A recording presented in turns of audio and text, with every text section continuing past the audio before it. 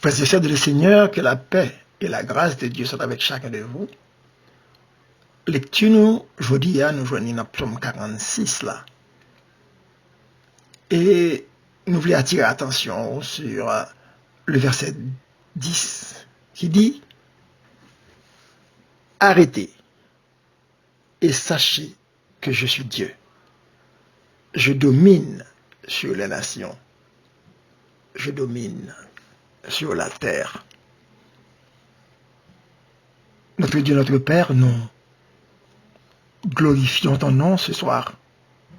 Nous exaltons, nous magnifions.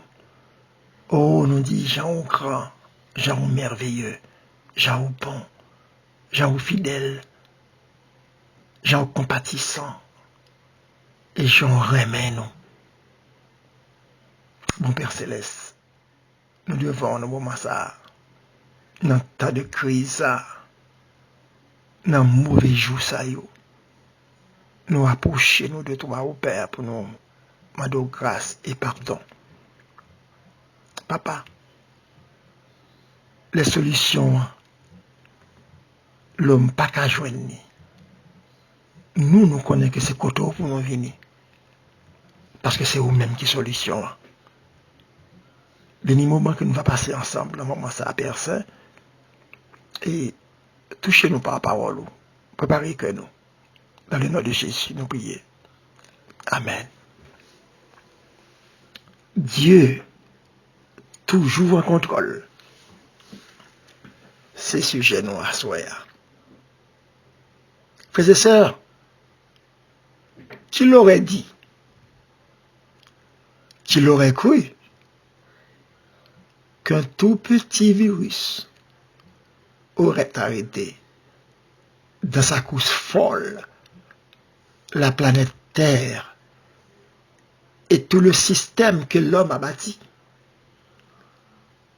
Frères et sœurs, pris de court, les grandes puissances avouent leur impuissance face à cette pandémie. Bien-aimés le Seigneur, par ce coronavirus, Dieu fait entendre sa voix à ceux qui pensaient que tout leur était possible, qu'ils pouvaient tout accomplir, tout faire en ces temps hyper modernes. Oui, ils pensaient qu'ils avaient fait toute bagaille sans lui-même. Par ce virus, bien-aimé, Dieu a parlé à la terre. Dieu a parlé et la terre se fend d'épouvante. Par ce virus, Dieu, celui qui a créé cette terre et tout ce qui s'y trouve, a parlé. Qu'est-ce qu'il a dit? Il a dit que l'homme fait d'argile est fragile. Que l'homme fait d'argile n'a pas vraiment le contrôle de tout. Frères et sœurs, par ce virus, Dieu commande aux hommes de s'arrêter un instant et de penser à leur fragilité. Oui, je le répète, l'homme fait d'argile est fragile. Et cela, bien longtemps, David l'avait compris, car il écrit au psaume 39, 5 et 6. Éternel, dis-moi, quel est le terme de ma vie? Quelle est la mesure de mes jours? Que je sache combien je suis fragile. Voici, tu as donné à mes jours la largeur de ma main, et ma vie est comme un rien devant toi. Oui, tout homme debout n'est que souffle. Mon frère, ma sœur, par ce virus, Dieu a commandé aux hommes, aux femmes, aux jeunes qui n'avaient pas de temps pour lui, qui n'avaient pas de temps pour eux-mêmes, de s'arrêter et de penser à celui qui a vraiment le pouvoir sur toutes choses. Ce virus nous enseigne que Dieu domine sur l'oreille des hommes. Dieu domine sur l'oreille des hommes. Rappelons-nous, pour briser l'orgueil de Nebuchadnezzar, Dieu lui donna une vision dans laquelle il regardait une grande statue dont il était lui-même le type. Remarquez, frères et sœurs, pour briser cette statue, Dieu n'a employé qu'une infime partie de sa toute-puissance. Il n'a pas fait tomber la montagne sur la statue, mais il n'a utilisé qu'une toute petite pierre qui vint frapper la statue, sans l'aide d'aucune main, dit la parole. Et tout s'est effondré.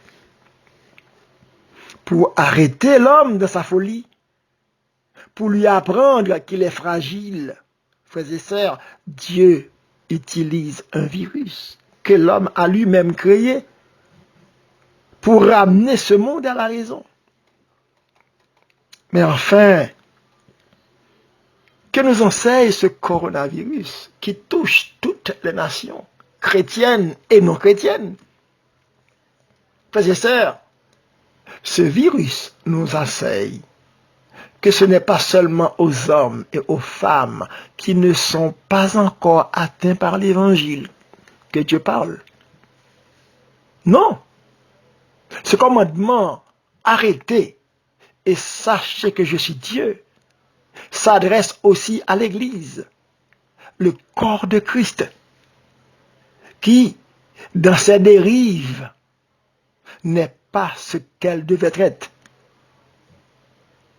Frères et sœurs, comme cette planète, l'Église tournait, elle aussi, à une vitesse folle. Elle n'a pas pris le temps pour réfléchir au conseil de l'apôtre Paul, qui disait, prenez garde aux chiens, prenez garde aux mauvais ouvriers, prenez garde aux fausses et aux concis. Philippiens 3:2. Aujourd'hui, bien-aimés, l'Église est infestée de faux docteurs, de faux prophètes qui tuent les âmes par leurs faux enseignements. Par ce virus, Dieu parle, frères et sœurs. Qu'est-ce qu'il dit à son Église?